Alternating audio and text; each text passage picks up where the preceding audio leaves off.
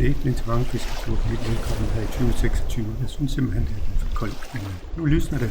Vinteren har sluppet sit tag i naturen, og jeg er kørt til området nu på Bornes Camping i dag. Og ja, jeg håber simpelthen, at det kommer årets første arbejde.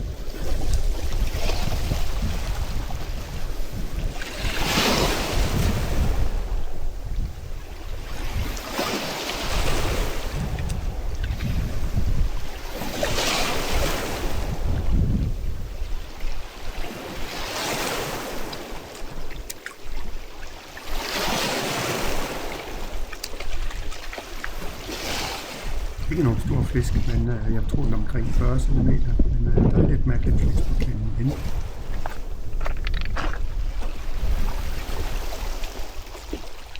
Jeg rykker lidt længere nordpå. Begynder man at se klindrene ved Sangstrup. Det er interessant. Det er blæst op, men det blæser. Jeg ved ikke, i hvert fald en frisk vind fra syd, vil jeg tro.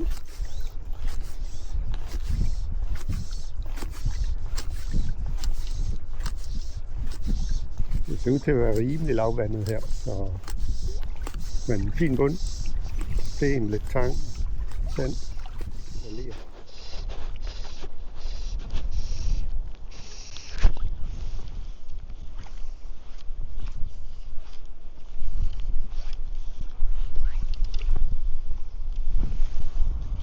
Skifter lige flue igen. En høtyvende en vintervariant her. Så i stedet for brun, så er den lys og grøn, så trøs. Så lad os se, om den kan gøre det her lidt uklart.